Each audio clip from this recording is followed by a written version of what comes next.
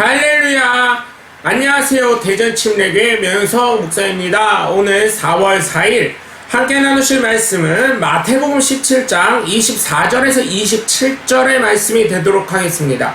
제가 봉독하고 함께 말씀 나누시겠습니다. 가버나움에 이르니 반세계 받는 자들이 베드로에게 나와 이르되 너희 선생은 반세계를 내지 아니하느냐? 이르되 내신다 하고 집에 들어가니 예수께서 먼저 이르시되 시몬아 내 생각은 어떠하느냐? 세상 임금들이 누구에게 관세와 국세를 받느냐? 자기 아들에게냐? 타인에게냐? 베드로가 이르되 타인에게니이다. 예수께서 이르시되 그렇다면 아들들은 세를 면하리라. 그러나 우리가 그들을 실족하지 않게 하기 위하여 내가 바다에 가서 낚시를 던져 먼저 오르는 고기를 가져 입으려면 돈 한 세계를 얻을 것이니 가져다가 나와 너를 위하여 주라 하시니라. 아멘. 우리는 세상을 살아가는 사람입니다. 세상의 한 구성원이죠. 그렇기 때문에 사회법도 지키면서 살아가야 하는 것입니다. 지금 대한민국에서 나름대로 이슈가 되는 것 중 하나가 종교에 관한 것이 아닐까, 코로나 이후로 계속해서 종교에 관한 것이 아닐까 생각합니다. 이번 주에 주일날 부활절이 있었기 때문에 더 그렇죠. 물론 세금을 내는 것에 대해서 반대하지 않고요. 교회가 논란의 중심이 되어도 교회가 더 잘해야 된다고 저는 생각합니다. 오늘 본문에 있는 것 같이 예수님도 세상의 법칙을 존중하고 따라가셨기 때문에 함께 하시는 우리 모두, 예수 믿는 우리 모두 세상의 법도 존중할 줄 아는 하나님의 복된 자녀들이 되시길 주 예수 그리스도의 이름으로 간절히 축원합니다. 첫 번째로 사회에 속한 성도의 의무는 나라의 법을 지켜야 될 줄 믿습니다. 악법도 법이라는 아무리 불합리한 법이라도 법 체계를 지켜야 한다는 말이 있습니다. 고대 로마의 법률 격언인 법은 엄하지만 그래도 법이라는 거에서 나왔습니다. 악법도 법이라는 말은 2세기경 로마 법률가 도미티우스 울피아누스는 이것은 진실로 지나치게 심하다. 그러나 그게 바로 기록된 법이다 라고 쓴 바가 있습니다. 일본의 법철학자 오다카 도모호는 1930년대에 출판한 그의 책 법철학에서 실정법주의를 주장하면서 소크라테스가 독배를 든 것은 실정법을 존중했기 때문이며 악법도 법이라 이를 지켜야 한다고 썼습니다. 이후 이 말은 소크라테스가 한 것으로 와전되었죠. 실제로 소크라테스는 사망 당시에 죽으라고 하면 죽겠다, 이 더러운 세상이라는 유언을 남겼다고 전해집니다. 이처럼 법이라는 것은 정해지면 지켜야 합니다. 그래서 교회가 많은 것에 대해 목소리를 내는 이유는 바로 하나님의 나라에 반하는 법들을 인간들이 사람을 위해서 사람의 생각으로 새롭게 제정하기 때문인 줄 저는 생각합니다. 그것이 말씀에 비춰서 옳다면 교회에서 막을 이유가 무엇이 있겠습니까? 막을 이유가 없습니다. 그런데 가면 갈수록 생겨나는 법들을 한번 보면 하나님의 말씀에 반하는 법들이 제정되는 것을 볼 수 있습니다. 지금 여러분 또 헌법에 대한 이야기들이 나오는데 이 헌법이 바뀌게 되면 그 헌법과 관련된 하위법들은 모두 변경이 돼야 합니다. 특별히 헌법에서 변경하는 내용이 다른 것이 아니라 인권에 관한 내용이 굉장히 많이 있습니다. 그리고 자유에 관한 것이 굉장히 많이 있죠.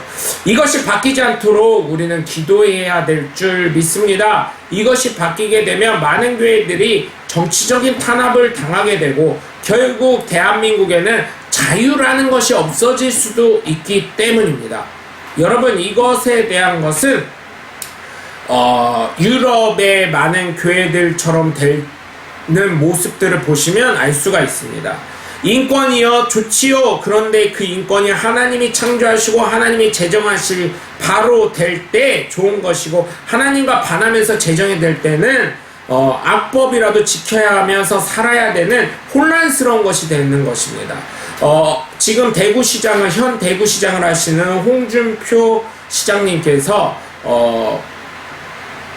국민의힘 대통령 경선을 나오셨을 때 사형제도를 부활한다고 했을 때 수많은 사람들이 사실은 홍준표 대구시장님을 지지했던 걸로 알고 있습니다. 왜 그러냐, 목사가 사형을 지지해서 되냐 이렇게 하실 수도 있는데, 사실은 여러분 어때요? 사람을 죽이고 또 폐악질을 하고 그런 사람들을 어찌 볼 수 있겠습니까? 지금 실제적으로 우리나라 실정법으로는 사형이 선도가 되어도 언도가 되어도 사형이 없는 실정이라고 제가 알고 있는데, 홍준표 대구시장님께서 사형을 언도하겠다, 사형을 집행하겠다 이런 말씀을 했었던 거를 저는 기억을 합니다. 물론 사람의 목숨은 중요하죠. 사람이 미워서가 아니라 죄가 미워서라고 하는 것도 맞습니다. 그러나 여러분, 저는 그렇게 생각합니다. 바른 삶을, 세상을 영위하게 했을 때 좀 뭔가 변화되지 않을까, 저는 그렇게 한번 생각을 해봅니다. 그래서 저는 그때 당시에 그런 말씀들을 하셨을 때 제가 반대하진 않았습니다. 그렇다고 사람의 목숨이기 때문에, 생명이기 때문에, 하나님이 주신 생명이기 때문에 좀 고민을 많이 했었던 제 모습을 기억을 합니다. 인간이 최소한으로 지키며 살아야 할 것을 법으로 제정한 것이기 바로 법입니다. 이것은 교회에서도 똑같습니다. 어쩌면 내 생각과 내 뜻으로 이해가 되지 않는 법들도 있고 반대가 될지라도 그것에 동의하고 순종하면서 살아가야 합니다. 그런데 그것에는 하나님의 지지하심이 분명히 있다고 저는 생각하는데, 간혹 교회의 성도님들 중에 간혹 교회에서 다수결로 혹은 교회에서 많은 사람들의 의견을 통해 결정된 것을 반대하시는 분들이 더러 있더라고요. 그럴 때는 여러분, 힘이 들고 어렵고 내 생각과 반대될지라도 합력하여 선을 이루도록 순종해 주시길 부탁을 드립니다. 그래서 여러분, 어쩌면 힘이 들고 어려울 때가 있습니다. 그래도 정말 하나님의 법칙을 따라 살아가시고, 오늘 본문에 예수님은 세상의 법을 따라 살아가신 것처럼 우리 역시 세상 법을 지키며 살아가는 하나님의 복된 자녀들 되시길 주 예수 그리스도의 이름으로 간절히 축원합니다. 두 번째, 사회에 속한 성도의 의무는 세금을 내야 하는 것입니다. 세금 없이 돌아가는 곳은 어느 곳도 없습니다. 사회 기반 시설을 만들 때 빚으로 하는 것이 아니라 세금을 갖고 하는 것입니다. 우리를 위해 일하는 공무원들 월급 역시 우리의 세금으로 나가는 것입니다. 그런데 이상하게도 고위공직자를 보면 만나기도 어렵고요. 그분들 만나려면 약속을 해야 되고요. 뭐 면담 신청을 해도요, 잘 만나지지가 않는 것을 볼 수가 있습니다.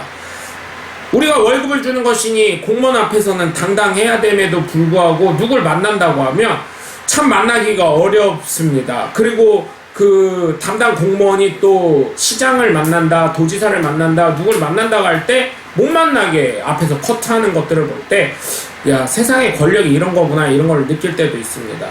공무원들은 우리를 위한 사람들이고 우리를 돕기 위한 사람입니다. 정치하는 사람들도 우리가 세금 줘서 월급을 받는 것입니다. 그러니까 여러분, 당당히 요청하시기 바랍니다. 정치하는 사람들 정말 만나기 어려운데요, 그러면 안 된다고 저는 생각합니다. 지금 선거 기간인데, 선거 기간일 때만 여러분의 뭐 마당발이 되겠습니다, 마당새가 되겠습니다, 여러분의 심부름을 잘하겠습니다, 지역의 일꾼이 되겠습니다, 그렇게 말만 하지 마시고 지역을 좀 돌보시길 바랍니다.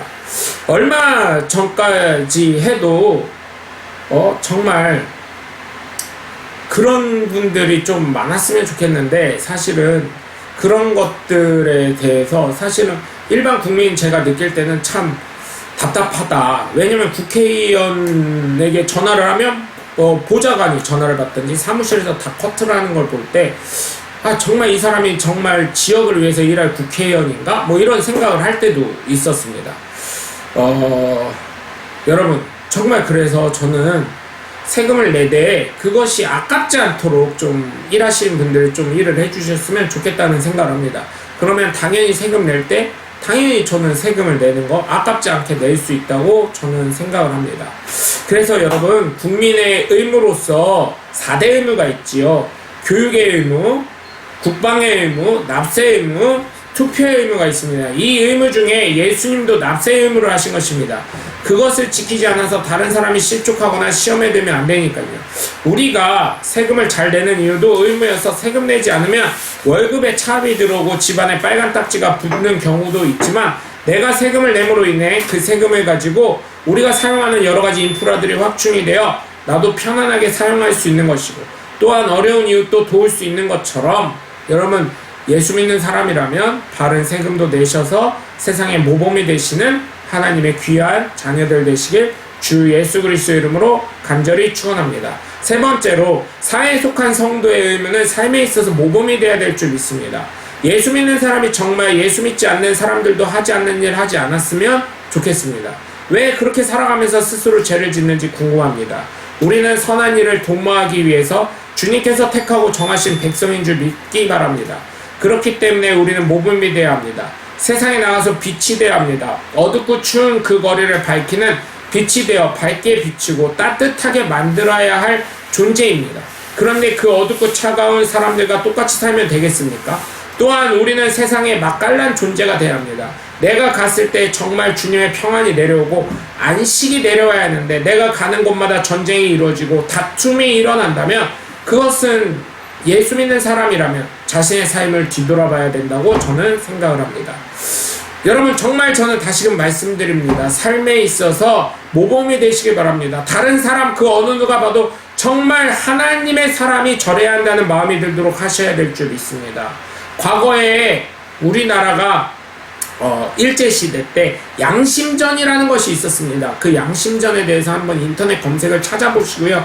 양심전으로 통해서 캐나다에 전 세계 선교사님들의 사역 보고가 있었습니다. 선교대회가 있었을 때 그때 뭐라 그랬냐, 사도행전의 역사가 지금 조선이라는 저 아시아의 작은 나라에서 일어나고 있다, 이런 고백들을 선교사님들이 했었습니다. 그래서 여러분 정말 부탁을 드리는 건 삶을 통해서 정말 예수님이 구주가 되시고 그리스도 되심을 전하시는 하나님의 귀한 사람들이 저를 포함한 이 방송을 보시는 여러분 모두 다 되시길 주 예수 그리스도 이름으로 간절히 축원합니다. 여러분 오늘도 함께 해주셔서 감사하고요. 저는 대전침례교회 명성 목사였습니다. 감사합니다. 샬롬.